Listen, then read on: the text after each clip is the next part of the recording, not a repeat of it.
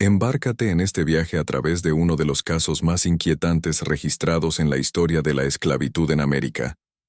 Corre el año 1850, en las vastas llanuras de la Argentina rural, donde los viñedos y los campos de ganado se extienden hasta el horizonte, y las imponentes haciendas se alzan como monumentos al lujo edificado sobre las espaldas rotas de los esclavos. En una de estas haciendas, un hombre llamado Juan comenzaba su día como cualquier otro, pero en su interior ardía una chispa que cambiaría el rumbo de su vida y el destino de quienes lo rodeaban. Juan no era como los demás en los barracones, alto, de hombros anchos y moldeado por años de trabajo agotador. Su silencio proyectaba una falsa sumisión. Pero tras esa calma, su mente bullía de pensamientos, observaciones y astucia.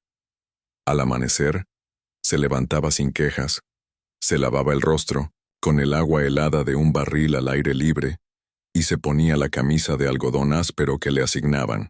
Sus tareas eran interminables y repetitivas, pero Juan las ejecutaba con una precisión que ocultaba su odio. El patrón creía que su obediencia callada era lealtad. Pero, en verdad, Juan había aprendido que la mayor arma de un esclavo era la paciencia. Esa mañana, la hacienda ya vibraba con vida. Los caballos relinchaban en los establos. Los peones se dirigían a los campos, y el aroma del desayuno flotaba desde la cocina, donde las mujeres removían ollas y horneaban pan. Dentro de la casa, Juan fregaba el suelo de madera del comedor, puliendo hasta que brillara. La voz del patrón retumbaba desde el pasillo, autoritaria y cortante, mientras los pasos de su esposa resonaban en la escalera. Juan mantenía la cabeza gacha, pero sus oídos estaban siempre alerta. Cada insulto, cada discusión ebria, cada susurro sobre dinero o política lo guardaba como monedas en un cofre secreto. El conocimiento era su verdadero tesoro. La hacienda era un escenario de crueldad disfrazado de cortinas de terciopelo y candelabros relucientes. Los visitantes llegaban con frecuencia, ricos hacendados que fumaban cigarros gruesos y bebían licor hasta que la habitación se llenaba de risas. Le daban palmadas a Juan en el hombro mientras servía sus tragos, burlándose de su silencio, llamándolo perro mudo o buey sin voz. Pero Juan sonreía cortésmente, sus dientes brillando bajo la luz de las velas, mientras su mente registraba cada palabra, cada debilidad. Observaba quién jugaba demasiado en las apuestas, quién tenía amantes en los barracones, quién estaba a punto de perder sus tierras por deudas. Notaba cómo el ego del patrón crecía con cada alarde, cómo la crueldad no era solo su costumbre, sino su deleite. Ese día, Juan pulía los cubiertos hasta que podía ver su reflejo en los cuchillos. La imagen que le devolvía la mirada no era la de un hombre derrotado. Sus ojos oscuros ardían con un fuego contenido, su mandíbula firme como roca, sus labios apretados en concentración. Alrededor, la hacienda zumbaba con una elegancia falsa, pero Juan percibía la podredumbre oculta. Observaba al patrón pavoneándose por el pasillo con su chaqueta impecable, a sus amigos repantigados en sillas de cuero, como si el mundo les perteneciera. Cada detalle alimentaba su creciente comprensión. Estos hombres se creían intocables, pero hasta el árbol más alto puede caer con el golpe preciso. Las tareas del día eran crueles en su monotonía. Tras pulir los cubiertos, Juan cargaba leña para la chimenea hasta que le dolían los brazos. Barría los largos pasillos donde los retratos de antiguos hacendados lo miraban desde sus marcos dorados. Llevaba bandejas de comida a la mesa, inclinando la cabeza mientras el patrón y sus invitados se atiborraban, limpiándose las manos grasientas en servilletas de lino. Vaciaba orinales, acarreaba cubos de agua, desempolvaba los barandales tallados que serpenteaban por las escaleras. Cada acción era un acto de servidumbre forzada, pero los movimientos de Juan tenían una extraña dignidad, como si no fuera un sirviente, sino un actor esperando el momento justo. Al caer el sol, cuando las sombras se alargaban sobre los pisos de madera, Juan se encontró solo en el salón, ordenando las botellas de licor que el patrón atesoraba. Por un instante, Su mano se detuvo en una licorera de cristal y se permitió imaginar otra vida.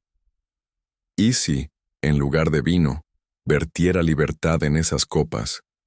¿Y si los hombres que se burlaban de él quedaran silenciados, ahogados por su propia arrogancia? El pensamiento fue fugaz, pero se asentó en su interior como una semilla en tierra fértil. Afuera, los barracones resonaban con cantos suaves que aliviaban el dolor del día. Dentro, las risas del patrón se intensificaban con la llegada de más amigos, sus botas embarradas por el viaje, sus abrigos impregnados de tabaco. Juan se movía entre ellos en silencio, sirviendo tragos, recogiendo copas vacías, inclinándose cuando le hablaban. Pero mientras su cuerpo servía, su mente se afilaba. Veía cómo despreciaban a los esclavos, cómo alardeaban de los castigos infligidos, cómo compartían secretos como si nadie escuchara. Pero Juan siempre escuchaba. Captaba fragmentos sobre deudas impagas, reuniones secretas mencionadas en susurros ebrios, rumores de que algunos esclavos en haciendas vecinas empezaban a resistir. Esos retazos de conversación se tejían en un tapiz de conocimiento, y Juan era su guardián. Al anochecer, cuando las lámparas se atenuaban y la casa se sumía en un silencio inquieto, Juan regresó a su catre en los barracones. Su cuerpo estaba agotado, su oído aún zumbaba por el golpe recibido antes por moverse demasiado lento, pero su mente no descansaba. Tumbado, miraba el techo agrietado, pensando en el día, en las risas, en la crueldad. Pensaba en los cuchillos de plata brillando en sus manos, en las licoreras llenas de licor, en la arrogancia de hombres que nunca imaginaron que el silencioso sirviente que lustraba sus botas podía ser más peligroso que 1000 rebeldes armados. El día de tareas había terminado, pero algo en Juan había cambiado. La humillación de la servidumbre, el peso interminable de las órdenes, el hedor de la riqueza construida sobre cadenas, todo ello lo oprimía como una tormenta formándose en el horizonte. Por ahora seguiría siendo el sirviente silencioso, pero tras sus ojos tranquilos se forjaba una resolución más oscura. Continuaría fregando los suelos, puliendo la plata, cargando bandejas y agachando la cabeza. Pero llegaría el día en que las habilidades que lo hacían invisible se convertirían en las herramientas de su venganza. El patrón lo creía inofensivo, pero Juan sabía la verdad. La paciencia era su arma, y el silencio, la máscara que ocultaba la tempestad. El aire invernal pesaba sobre la Argentina rural, el frío colándose por las altas ventanas de la gran hacienda. La biblioteca estaba tenuemente iluminada, las gruesas cortinas de terciopelo corridas contra la luz grisácea, el hogar encendido apenas lo suficiente para recordar que el lujo prosperaba incluso en el frío de diciembre.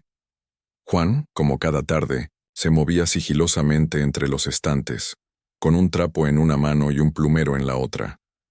Cada libro que desempolvaba era un mundo al que no tenía acceso, pero su mente no necesitaba palabras impresas para soñar con la libertad.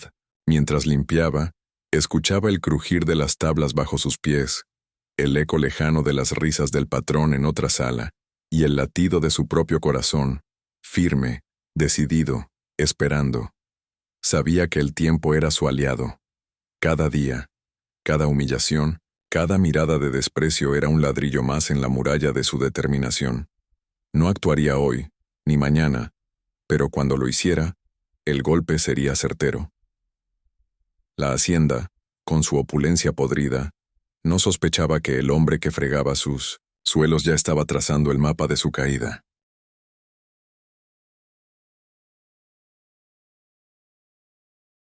El aroma de los libros encuadernados en cuero se mezclaba con el humo de los cigarros, y el leve crepitar de la leña resonaba en la biblioteca.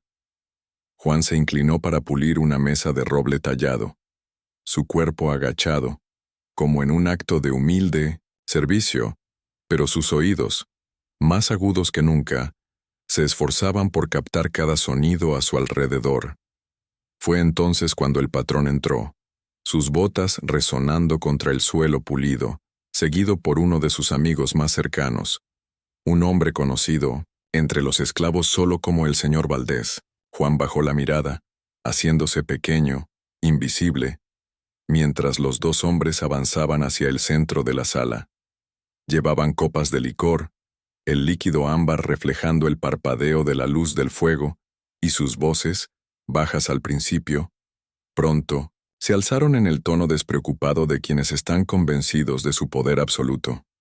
Lo que Juan escuchó, lo heló hasta los huesos. El patrón se inclinó hacia Valdés, su voz espesa por la bebida, y habló de una sociedad secreta que se reunía bajo el manto de la oscuridad, en una capilla en ruinas más allá de los pantanos. Rieron mientras recordaban noches de rituales, donde la sangre se derramaba sin consecuencias, donde mujeres eran arrastradas a círculos iluminados por velas y forzadas a actos innombrables. Las palabras no se susurraban con vergüenza, sino que se pronunciaban con la facilidad de hombres que comparten historias de cacerías exitosas o negocios prósperos. Las manos de Juan se tensaron alrededor del plumero. Su pecho se oprimía con cada detalle vil. Había visto crueldad en los campos, había oído gritos atravesando el aire nocturno, pero esto era algo más oscuro, algo que olía a demonios, vestidos con abrigos de caballeros. Valdés soltó una risita, haciendo girar su copa, y describió cómo la secta prometía no solo riqueza, sino protección, cómo juramentos sellados con sangre aseguraban que sus nombres nunca serían manchados, sin importar los horrores que cometieran. El patrón, envalentonado, alardeó de un ritual que él mismo había presenciado, donde los gritos de una mujer fueron ahogados bajo el cántico de hombres que juraban lealtad a las sombras. Juan sintió que la bilis le subía a la garganta. Sin embargo, no se atrevió a moverse ni siquiera a dejar que su respiración lo delatara. Sabía que el conocimiento era peligroso, que ser sorprendido escuchando tales palabras podía significar la muerte, pero algo lo compelía a quedarse.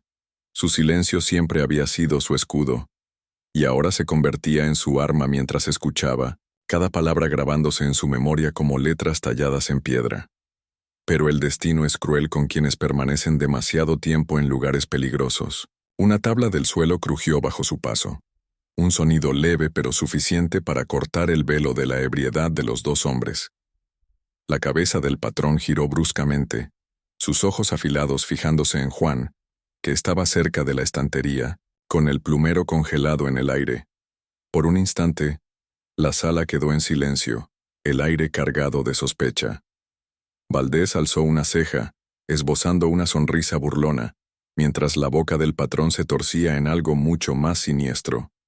«Vaya, vaya», dijo el patrón con un tono sarcástico. «Nuestro perro mudo tiene oídos, después de todo». Dejó su copa de licor sobre la mesa con una lentitud deliberada, cada tintineo del cristal contra la madera resonando en la cabeza de Juan. Valdés soltó una risa oscura, reclinándose en su silla como si se preparara para un espectáculo. «Ven, aquí, muchacho», ordenó el patrón. Juan dudó, la luz del fuego proyectando sombras sobre su rostro, pero sabía que negarse solo traería un castigo peor. Avanzó, cada paso pesado como el hierro, sus manos temblando, aunque su expresión permanecía cuidadosamente neutral. El patrón lo estudió con fría diversión, rodeándolo como si Juan no fuera más que un animal en exhibición. «¿Nos oíste hablar, muchacho?», gruñó el patrón, su voz cargada de amenaza. Juan negó rápidamente con la cabeza, manteniendo la mirada baja, pero la negativa solo alimentó la crueldad en la sonrisa del hombre. «¿Sabes qué odio más, Valdés? A los mentirosos». Alcanzó el cuchillo que yacía en la mesa junto al licor, su hoja brillando bajo la luz del fuego. La sala pareció encogerse, las paredes cerrándose mientras la mano del patrón se cerraba alrededor del mango. En un movimiento rápido, antes de que Juan pudiera siquiera reaccionar, el patrón lo agarró por el cuello de la camisa, jalándolo hacia él, y con una sonrisa infernal, presionó la hoja contra su rostro. «¿Quieres escuchar con tus oídos?», rugió. «Entonces déjame quitarte uno». El cuchillo destelló hacia abajo, y un dolor como un relámpago explotó en la cabeza de Juan. El mundo se desdibujó mientras la sangre corría caliente por su cuello, empapando el cuello de su camisa. Retrocedió tambaleándose, su visión nublada, su grito atrapado en la garganta. Valdés estalló en carcajadas, golpeándose la rodilla como si fuera el mejor entretenimiento que había visto en todo el año. El patrón, respirando pesadamente, sostuvo el pedazo de carne cercenado por un momento, antes de arrojarlo como si fuera basura. Ahora, dijo con satisfacción, recordarás no escuchar conversaciones que no te incumben. Juan tropezó, sus rodillas a punto de ceder. Una mano presionaba desesperadamente el lado de su cabeza para detener el sangrado. El sabor metálico de la sangre llenó su boca. Su visión palpitaba con manchas negras, pero a través de la neblina veía a los dos hombres riendo, su diversión más fuerte que el crepitar del fuego. La humillación era peor que el dolor. Ser cortado, mutilado y burlado como un animal en la misma casa donde trabajaba día y noche, era una afrenta que se grabó en el alma de Juan. Bajó la cabeza, temblando no por su misión, sino por el esfuerzo de contener la furia que hervía en su interior. El patrón confundió su silencio con debilidad, su obediencia con derrota. Pero dentro de Juan, algo irreparable se había roto. Valdés vació su copa y señaló la puerta con desprecio perezoso. «Lárgate de aquí, perro, antes de que tu sangre manche la alfombra». Juan retrocedió tambaleándose, sujetando su herida, sus pies arrastrándose mientras salía de la biblioteca. Las risas de los hombres lo siguieron por el pasillo, resonando en sus oídos, más fuertes que los latidos de su corazón. En los barracones, los otros esclavos jadearon al verlo. Rosa, la cocinera, presionó un trapo contra su herida, con lágrimas en los ojos. Pero Juan no dijo nada. Se sentó en silencio, su rostro pálido, su cuerpo temblando, mientras en su interior rugía una tormenta. Había soportado años de cadenas, látigos e insultos. Pero esta profanación, había cortado, más profundo que la carne. No era solo crueldad, era una declaración de que no era humano, un objeto para ser mutilado por diversión.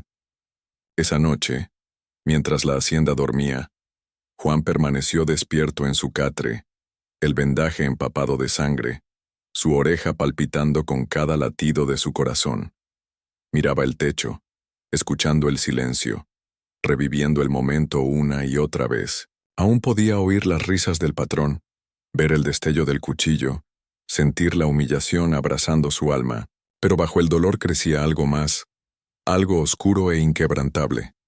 Lo habían marcado, no solo herido, sino transformado.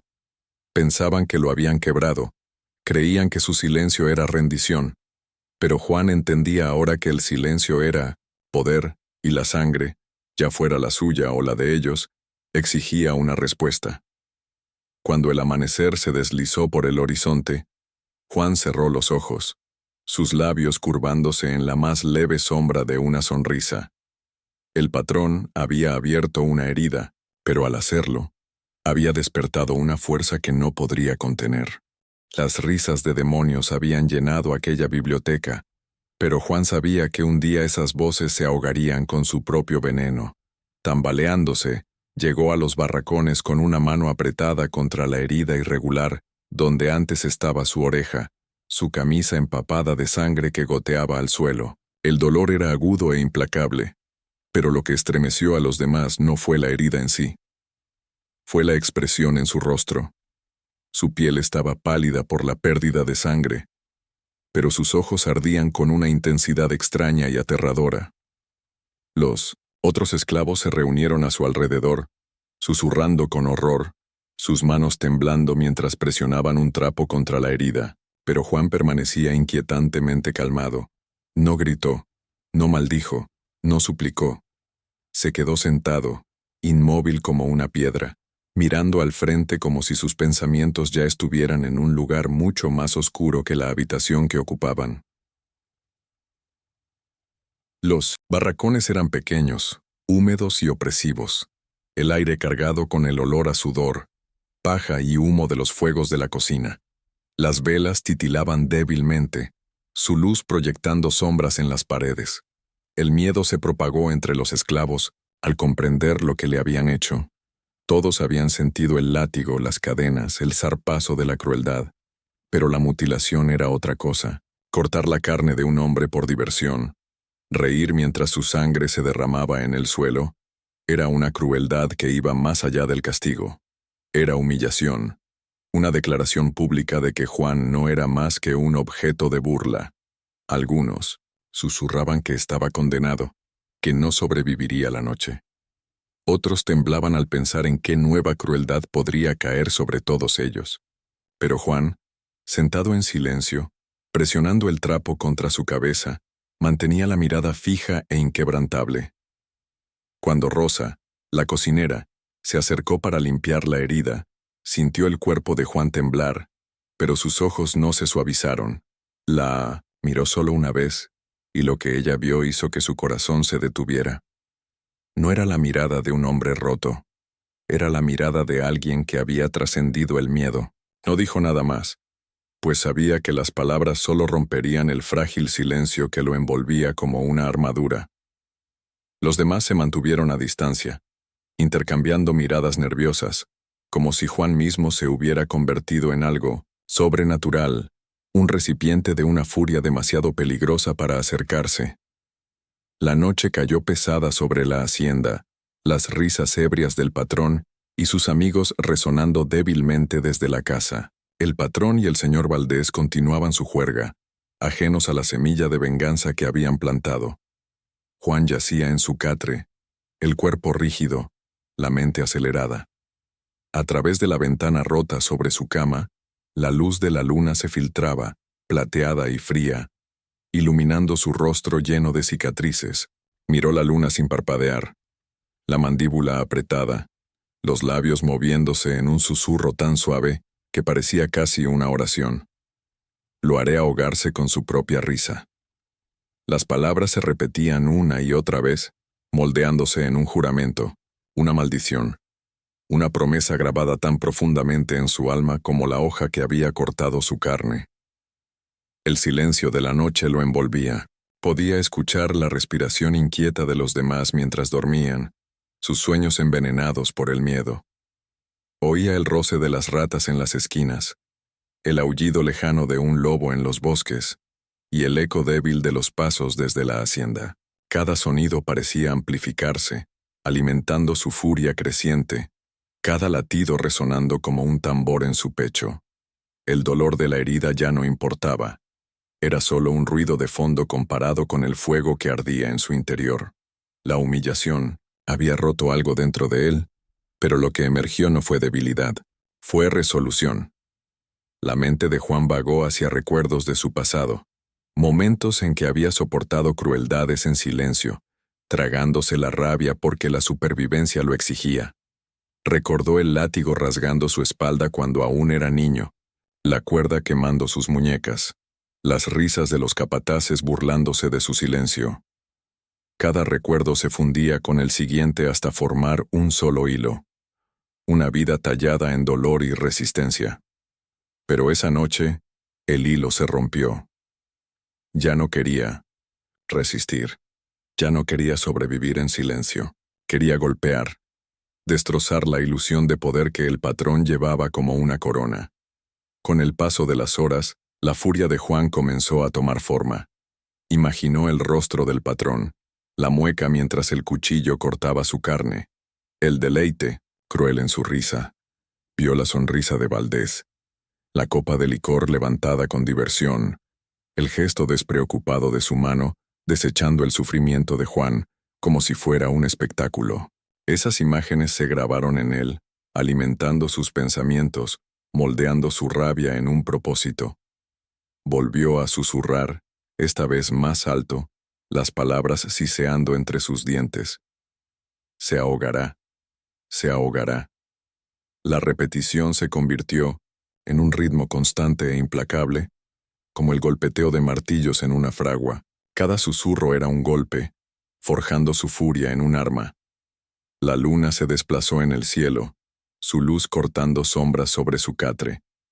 Juan finalmente se levantó, el vendaje deslizándose ligeramente mientras lo ajustaba con más fuerza. Caminó por la pequeña habitación como animal enjaulado, sus pasos medidos, sus hombros erguidos. Algunos esclavos se removieron y lo miraron nerviosamente, pero ninguno se atrevió a hablar.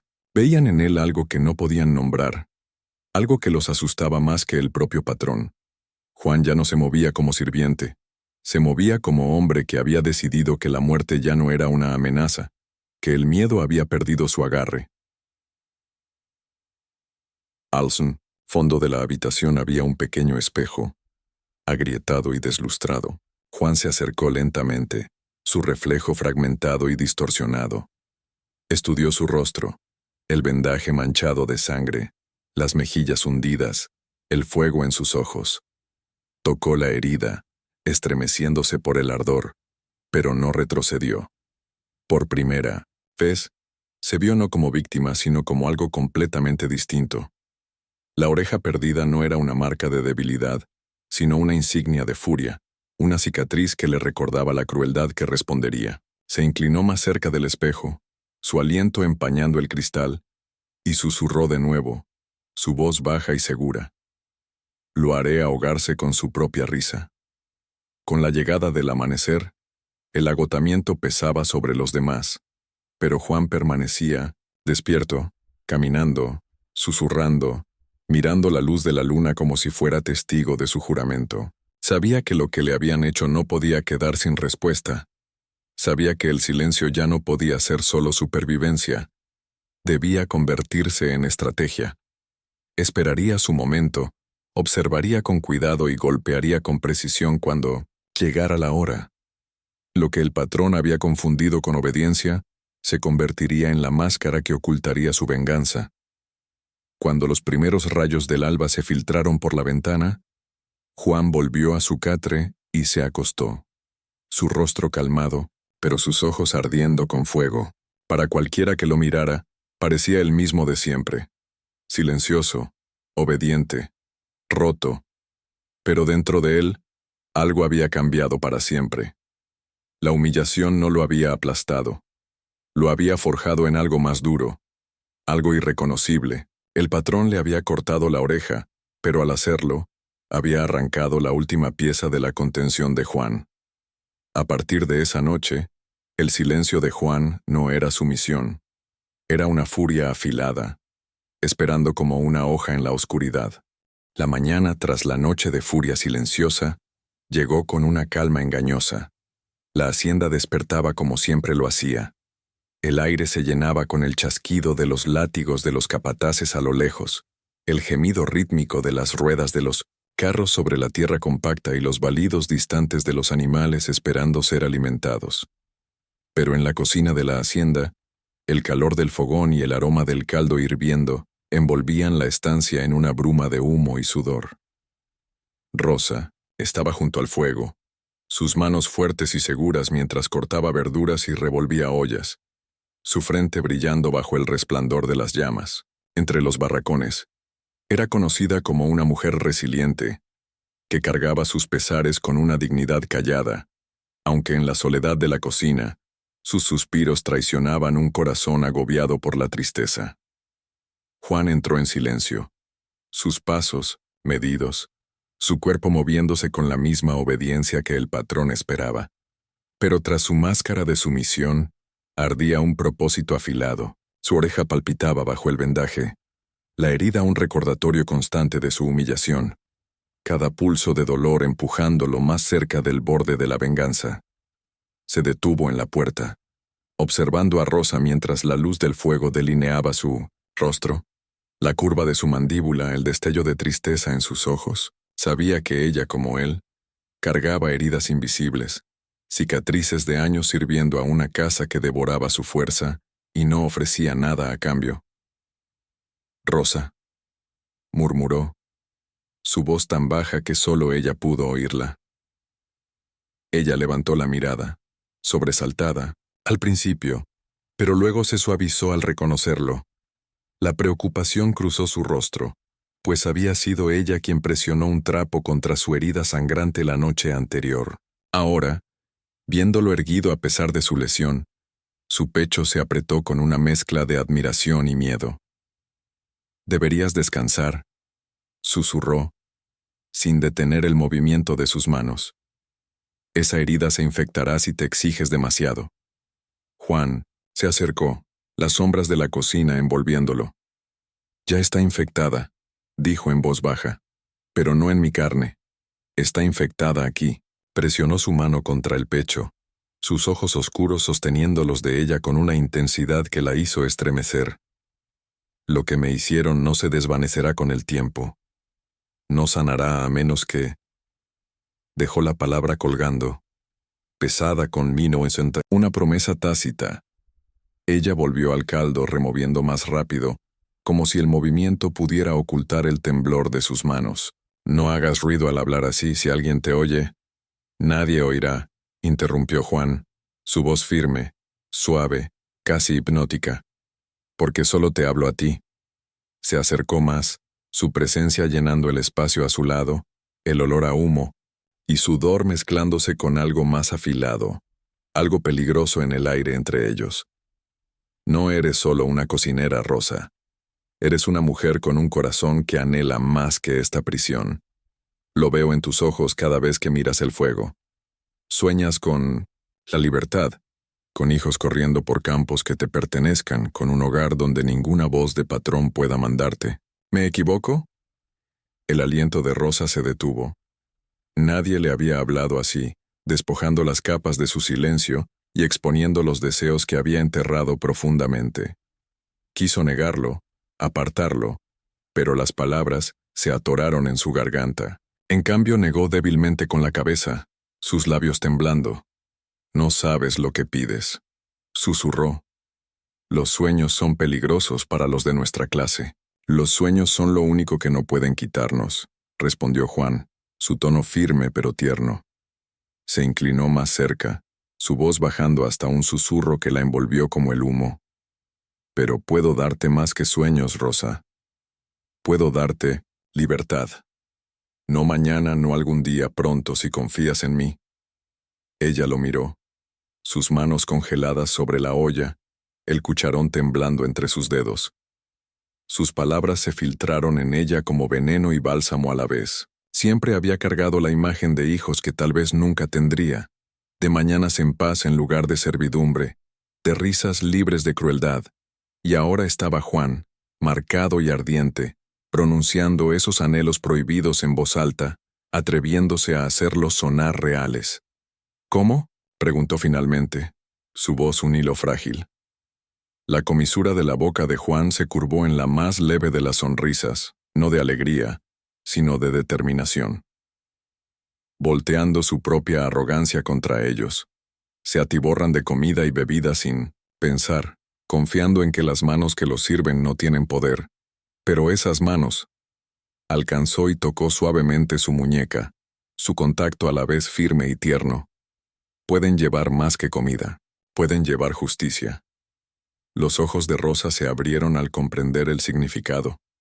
Retiró la mano rápidamente, presionándola contra su delantal como para sostenerse. «Hablas de veneno», susurró, su voz temblorosa. «Hablo de libertad», corrigió Juan, su tono resuelto. «Creen que somos menos que humanos, pero podemos hacerles probar la verdad. Podemos hacer que se ahoguen con su risa. Rosa, nunca nos darán la libertad. Debemos tomarla». El fuego crepitó tras ellos, llenando el silencio con su siseo inquieto.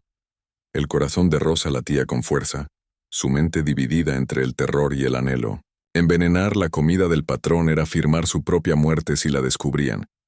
Pero rechazar era permanecer encadenada hasta que su cuerpo se rompiera y su espíritu se marchitara.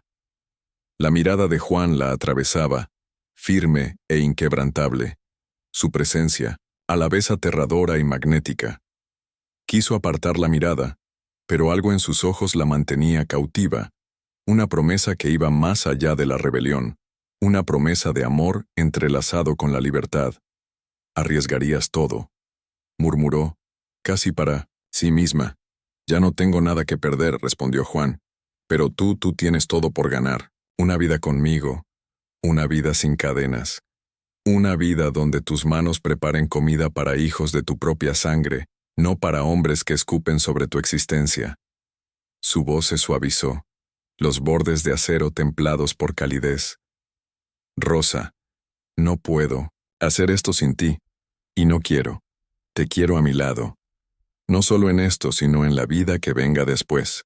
Las lágrimas llenaron los ojos de Rosa, aunque las parpadeó rápidamente avergonzada de su debilidad. Escudriñó su rostro, esperando encontrar crueldad o engaño, pero halló una intensidad que parecía verdad. La cocina parecía cerrarse, el crepitar del fuego y el murmullo de voces desde los barracones desvaneciéndose, hasta que solo estaba él, sus palabras, y la aterradora posibilidad de un futuro más allá de los muros de la hacienda. Finalmente, con un suspiro tembloroso, asintió. Lo haré, susurró. Por la libertad, por nosotros. La sonrisa de Juan fue fugaz, pero cargada con el peso de la victoria. Se inclinó lo suficiente para que ella sintiera el calor de su aliento. Entonces está decidido, murmuró. La comida llevará su destino, y cuando caigan, nosotros nos alzaremos. Rosa volvió al caldo, sus manos ahora firmes, aunque su corazón latía como tambor. Revolvía la olla, pero su mente ya no estaba en los sabores de la comida. Estaba en la imagen que Juan había pintado. Un hogar, hijos, risas sin cadenas.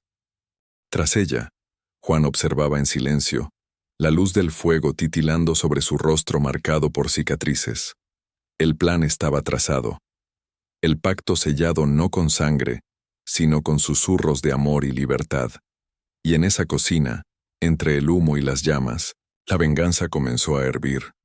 La noche cayó con una quietud densa y expectante, que parecía presionar las paredes de la hacienda. Las lámparas de aceite parpadeaban en el gran comedor, sus llamas danzando en las corrientes que se colaban por las rendijas de las viejas persianas de madera. Una larga mesa se extendía por la sala, cubierta con un mantel blanco como hueso y adornada con cubiertos de plata pulida que brillaban bajo la luz. Bandejas de carne asada y cuencos de verduras humeantes cubrían la superficie, llenando el aire con el aroma de especias y grasa. Era un banquete diseñado para ostentar riqueza y exigir reverencia. Pero para Juan, que permanecía en las sombras, era algo mucho más oscuro. Esa noche, la mesa no era un monumento al orgullo del patrón. Esa noche, era un altar. El patrón se sentaba a la cabecera, el pecho inflado, el rostro enrojecido por la bebida y la arrogancia. A su alrededor se repantigaban sus amigos, hombres de igual crueldad, con chaquetas finamente cortadas y anillos que destellaban en dedos que habían firmado incontables actos de miseria humana. Hablaban a gritos, interrumpiéndose con alardes, sobre tierras, cosechas y castigos infligidos a los esclavos, como si relataran trofeos de cacería.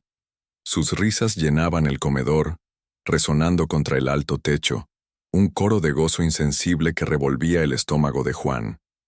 Él se movía sigilosamente, fdol de las paredes, puliendo un candelabro de plata, la cabeza gacha, el cuerpo inclinado en la postura de la servidumbre, pero sus ojos, esos ojos, observaban cada movimiento con una quietud que rozaba lo sobrenatural. Junto al fogón, Rosa revolvía las últimas salsas, sus manos temblando apenas, aunque su rostro no traicionaba nada. Llevaba los platos a la mesa, con una gracia practicada, el corazón latiendo con fuerza mientras colocaba cada bandeja frente a los amos. Nadie notó el leve amargor oculto en el guiso, los hilos invisibles de la muerte cuidadosamente mezclados en la comida por su mano firme. La mirada de Juan seguía cada uno de sus movimientos, su pacto tácito ardiendo en silencio entre ellos. El banquete comenzó con avidez. Los hombres se abalanzaron sobre la comida, sus cuchillos raspando contra los platos, sus bocas brillando con grasa mientras masticaban ruidosamente y bebían profundamente de sus copas. El patrón, siempre la voz más estridente, se burló abiertamente de Juan mientras alcanzaba otra tajada de carne. «Mira qué bien pule mi plata», se mofó ante Valdez, que soltó una carcajada. Quizás si le corto la otra oreja, trabaje el doble de rápido. La mesa estalló en risas ante la crueldad, sus carcajadas cargadas de licor y malicia. La mano de Juan se apretó alrededor del trapo, pero no se inmutó, no se movió. Solo pulía, sus ojos oscuros fijos en el hombre que había cortado su carne, esperando. Pasaron unos instantes antes de que el primer tosido irrumpiera en el bullicio de las risas. El patrón se detuvo, aún sosteniendo un tenedor, su pecho traqueteando mientras intentaba aclarar su garganta. Otra tos siguió, más áspera, haciéndolo inclinarse ligeramente hacia adelante. Sus amigos rieron al principio, pensando que era el resultado de su gula, pero Juan se enderezó, su mirada fija como una hoja afilada. El patrón tosió de nuevo, una y otra vez, cada convulsión desgarrándolo con más violencia que la anterior. Su rostro pasó de rojo a un morado moteado, sus ojos desorbitados mientras sus manos arañaban desesperadamente su garganta. El tenedor cayó ruidosamente sobre la mesa. La copa de vino se volcó, derramando líquido oscuro sobre el mantel blanco, como sangre. El pánico estalló alrededor de la mesa. Las sillas rasparon contra el suelo mientras los invitados se ponían de pie, gritando por agua, por ayuda, por algo que detuviera el horror que se desplegaba ante ellos. Valdés golpeaba la espalda del patrón con fuerza inútil, su rostro palideciendo, al comprender que esto no era un simple atragantamiento. El veneno hacía su trabajo, abrazando las entrañas del patrón, arrancándole su arrogancia con cada jadeo torturado.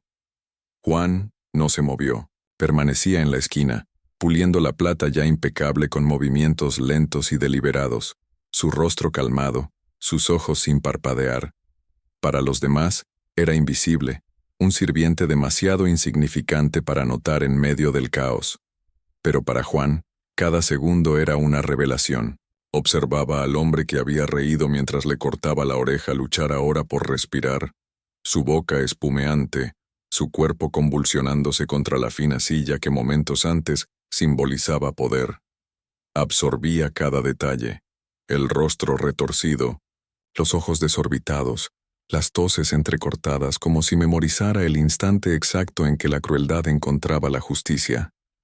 La risa del patrón, antes tan estruendosa, se redujo a una serie de jadeos rotos.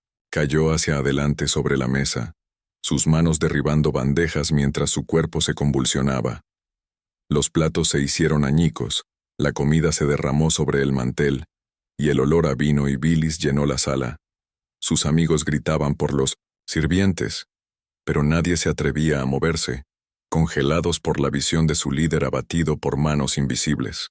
El cuerpo del patrón se estremeció una vez más, luego se desplomó, su cabeza golpeando el borde de un plato con un golpe sordo antes de rodar hacia un lado, los ojos abiertos y vidriosos, la boca congelada en un grito silencioso.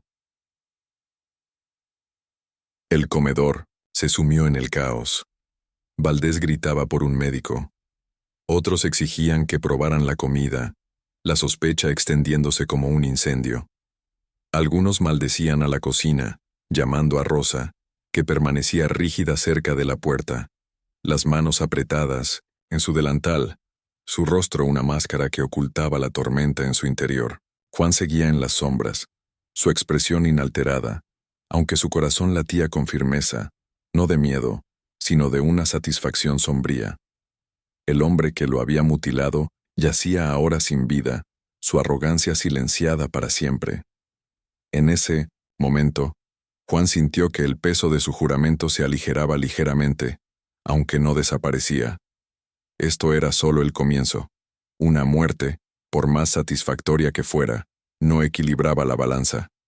El veneno había llevado justicia a una garganta, pero había otros que habían reído con él, otros que compartían su crueldad, otros que habían visto sangrar a Juan y lo encontraron divertido. Su furia no estaba saciada. Apenas había probado su primera gota de sangre. Mientras los amigos del patrón discutían y maldecían, sus rostros retorcidos por el miedo, Juan colocó la plata pulida de nuevo en el aparador. Sus movimientos eran firmes, calmados, casi rituales, como si cerrara el primer capítulo de una historia que solo él sabía cómo terminar. Miró una vez hacia Rosa, sus ojos encontrándose brevemente en un intercambio silencioso. En su mirada, vio miedo, pero también fe, la certeza de que el pacto entre ellos se había cumplido. En la de él, ella vio no alivio, sino un fuego ardiente que prometía que esto estaba lejos de terminar. El cuerpo fue arrastrado fuera del comedor mientras los sirvientes se apresuraban a restaurar el orden, pero la sala seguía cargada de temor. Los invitados bebían nerviosamente, sus risas reemplazadas por murmullos de sospecha y pavor. Ninguno sospechaba de Juan, la sombra silenciosa en la esquina, puliendo plata con una paciencia manchada de sangre. Lo veían solo como un sirviente, sin rostro y mudo, como siempre lo habían hecho. Pero Juan sabía la verdad. Había iniciado algo que no podía deshacerse, y la primera muerte era solo un preludio.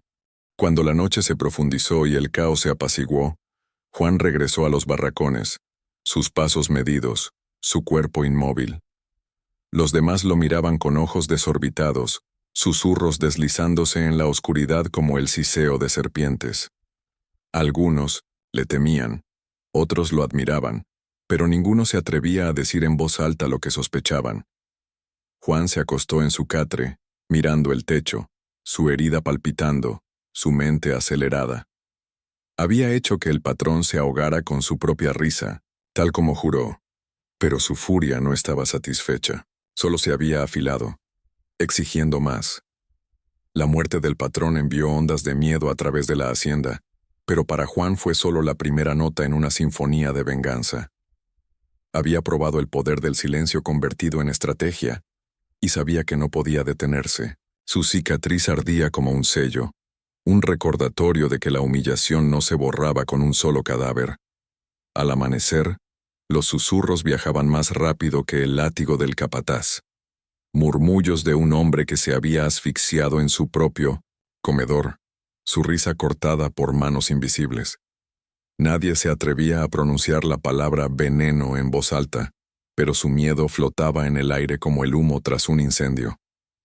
Juan se movía entre los esclavos como si nada hubiera cambiado, cargando cubos, fregando suelos, inclinando la cabeza cuando le hablaban, pero en secreto sus pasos lo llevaban a las cocinas donde las mujeres trabajaban, sus rostros marcados por el cansancio, sus manos en carne viva por el trabajo interminable.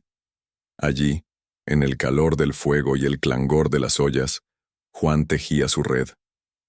No gritaba ni ordenaba, susurraba.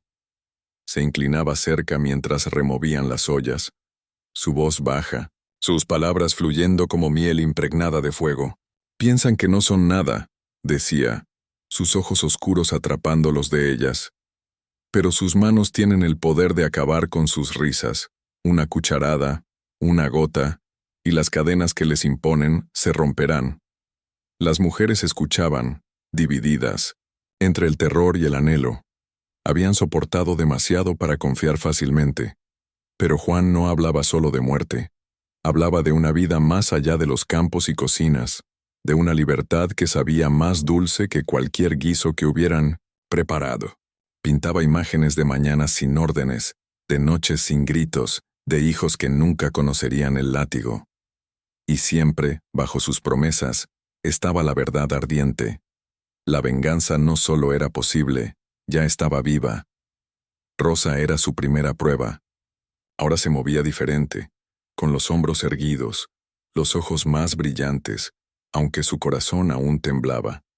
Los demás notaban el cambio en ella, aunque no sabían por qué, y comenzaban a preguntarse si las palabras de Juan eran más que sueños desesperados. Él no las presionaba todas a la vez. Susurraba con paciencia, sembrando semillas, dejando que el miedo y la esperanza crecieran dentro de ellas hasta que la elección parecía menos una rebelión y más un destino.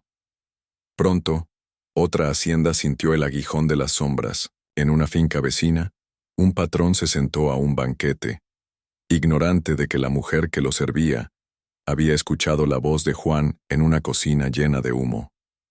Sirvió el guiso en su plato con manos firmes, su rostro inexpresivo mientras las risas del hombre resonaban en la sala. Minutos después estaba en el suelo, aferrándose el pecho, los ojos desorbitados mientras sus invitados gritaban confundidos. Al amanecer, la casa de poder era una casa de luto, y los esclavos susurraban en la oscuridad: otro ha caído. El miedo se extendió entre los patrones como una plaga. Comían con cautela, sospechando de cada plato, pero su arrogancia los cegaba. No podían imaginar que las mujeres que descartaban como sombras, que se movían invisibles por sus comedores, pudieran manejar la muerte con tanta facilidad. Los susurros se hacían más fuertes, y Juan se movía como un fantasma entre los barracones, su presencia encendiendo llamas donde antes ardía la desesperanza. Una a una, las cocineras se convirtieron en sus discípulas. Algunas se unieron por amor a la libertad, otras por odio a la crueldad, y otras porque las palabras de Juan envolvían sus corazones como cadenas de fuego. Les decía que la venganza no era traición, sino justicia, que el veneno no era asesinato, sino liberación. En sus ojos cansados la lógica echaba raíces. Servir veneno era servir verdad, responder a generaciones de gritos con silencio al otro lado de la mesa. Las haciendas se convirtieron en escenarios de terror. Los banquetes se transformaban en funerales. Los patrones y sus amigos se reunían, con pompa, solo para que las risas se disolvieran en accesos de tos. Rostros retorciéndose en agonía mientras las copas se derramaban y los platos chocaban. Los sirvientes corrían a sus lados. Pero nada podía detener la muerte lenta y abrasadora que Juan había desatado. Los llantos de las mujeres que antes lloraban en silencio, ahora resonaban en las cocinas mientras veían a sus captores retorcerse, sus manos aferrando cucharones que habían llevado la libertad disfrazada de caldo. En los barracones, los susurros sobre Juan se convirtieron en veneración. Ya no era el hombre silencioso con una oreja menos, se convirtió en una figura de leyenda, un líder cuya venganza se extendía como nubes de tormenta por la región. Algunos lo llamaban maldito, otros elegido, pero todos coincidían en que ya no era solo un esclavo. Era una sombra de retribución, una voz que hablaba suavemente pero cargaba el peso del trueno. Los patrones intentaron reaccionar. Llamaron a médicos, sacerdotes y boticarios. Exigieron que probaran las comidas, que azotaran a los sirvientes por respuestas, que vigilaran las cocinas, pero nada importaba. El veneno no se anunciaba, no dejaba huellas como un esclavo fugitivo, se deslizaba silenciosamente en la sangre, tan paciente y callado como el propio Juan. Y así, el miedo solo se profundizaba, pues ningún hombre podía cenar sin preguntarse si el próximo bocado sería el último. Los funerales se multiplicaban, cada uno más suntuoso que el anterior, cada uno envuelto en confusión y pavor. Los ataúdes descendían a la tierra mientras las viudas lloraban, y aún así los susurros persistían. Tras cada plato envenenado estaba la mano de Juan, aunque nadie podía verla. Su venganza era invisible, su revolución silenciosa, pero se extendía como una plaga que los patrones no podían prever ni controlar. Para los esclavos, era el primer sabor del poder. Caminaban con la cabeza un poco más alta, las cadenas sintiéndose más ligeras, aunque el miedo aún los ataba. Sabían que el descubrimiento significaba la muerte, pero también sabían que sus enemigos morían más rápido que su propia desesperanza. La balanza había cambiado, y Juan estaba en el centro, guiándola con la precisión de un hombre que entendía que el arma más letal no era la rabia, sino la paciencia afilada como una hoja. Cuando el invierno se intensificó, la región estaba cargada de inquietud. Las noches, antes llenas de risas ebrias, ahora eran silenciosas, los grandes salones resonando con sospechas en lugar de alegría. Los patrones que antes se burlaban de sus esclavos comenzaron a mirar nerviosamente sus copas, probando el miedo en cada sorbo. Los sirvientes se movían en silencio, sus rostros máscaras de obediencia, pero tras sus ojos ardía un fuego que no se extinguiría. Juan permanecía en las sombras, observando cómo se desplegaba todo, su rostro marcado tranquilo, sus ojos sin parpadear. Había desatado una tormenta que ningún hombre podía contener. Y con cada patrón que caía, con cada hacienda sumida en el pavor, sentía que la balanza de la justicia se inclinaba un poco más hacia el equilibrio. Pero aun cuando la venganza se extendía, sabía que no estaba completa. Para la venganza, una vez despertada, nunca está satisfecha. La hacienda yacía en un silencio inquietante, roto solo por el gemido ocasional del viento que sacudía las ramas de los ombúes. La gran casa, antes llena del bullicio de risas de los patrones y sus amigos, ahora estaba envuelta en oscuridad. Sus ventanas brillaban débilmente con los últimos rescoldos de velas olvidadas, pero no resonaba música alguna. No había tintineo de copas, ni voces arrogantes retumbando. La muerte había caminado por sus pasillos demasiadas veces, y el miedo había devorado el orgullo que una vez vivió allí. La tierra misma parecía contener el aliento, esperando algo.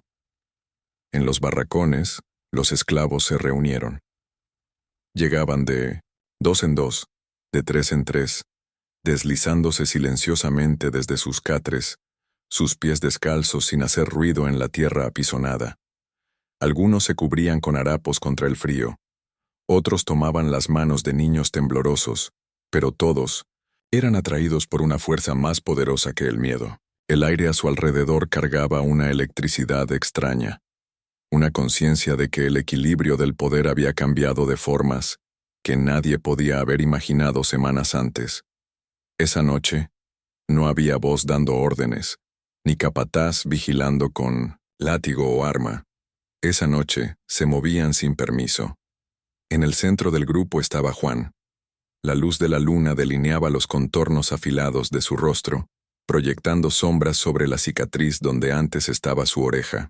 Para los demás, ya no era una marca de humillación, sino un símbolo de resistencia, una prueba de que el sufrimiento se había transformado en fuerza. Su postura ya no era la de un sirviente encorvado bajo el peso de las órdenes.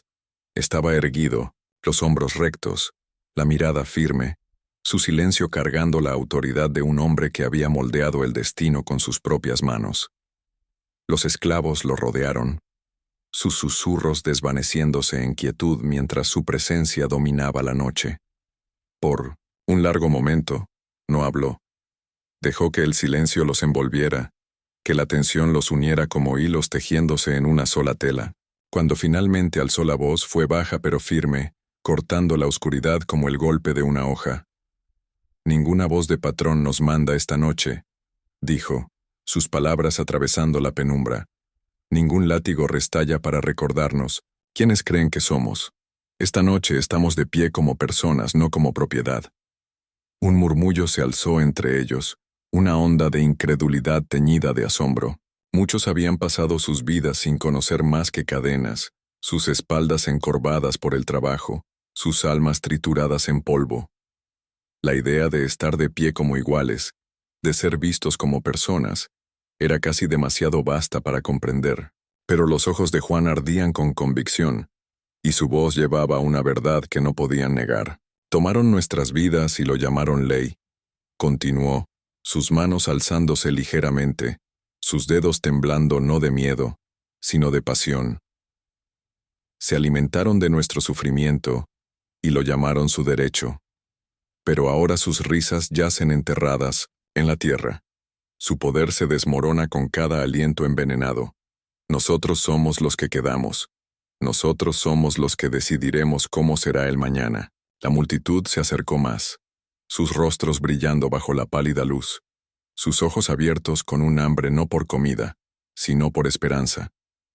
La voz de Juan se fortaleció, adquiriendo el peso del mando. «Les prometo libertad. Les prometo tierras, que llevarán nuestros nombres, no los de ellos.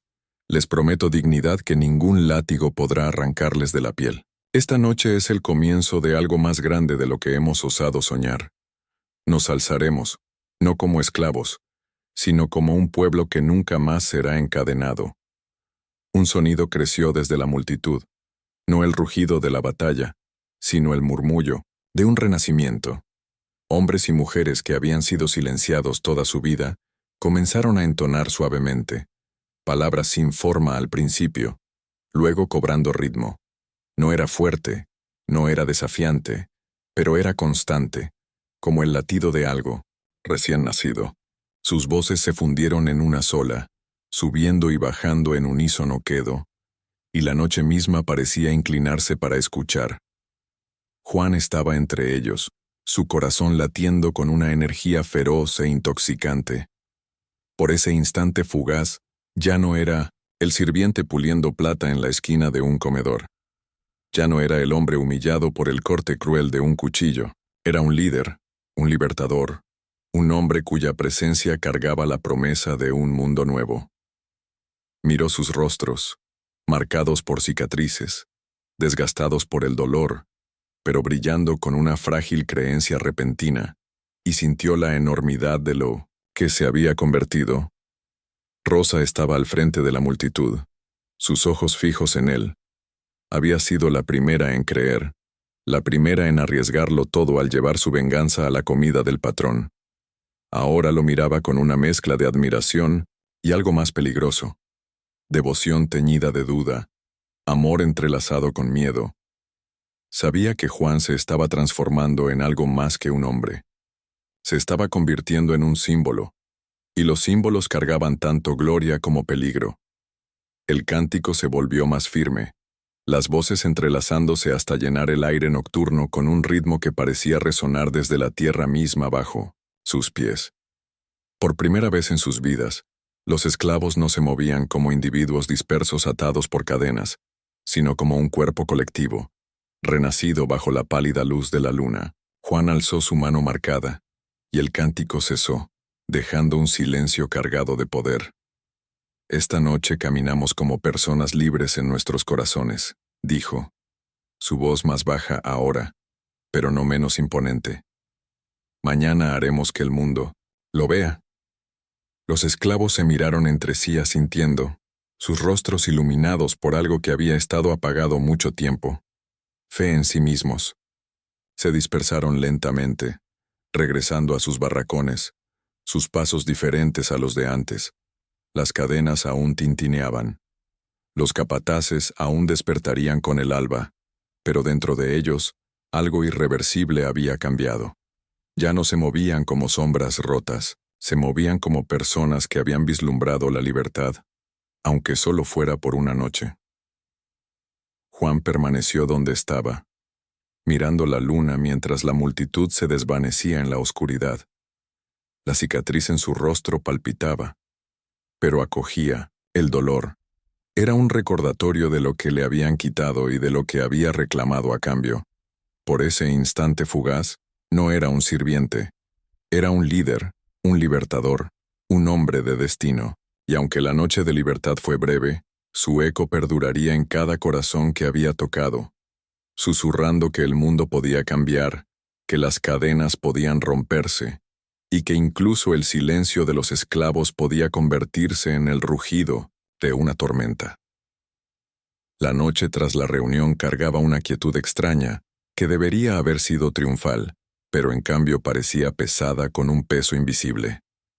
Los barracones zumbaban con susurros de libertad, de tierras, de dignidad. Pero bajo la superficie de esos susurros había algo tácito, una inquietud. Juan, su líder, su vengador, se había vuelto más grande que la vida misma en sus ojos. Su rostro marcado y su mirada ardiente parecían contener la promesa de un mundo nuevo. Pero para algunos, incluida Rosa, esa promesa había comenzado a torcerse en algo más oscuro.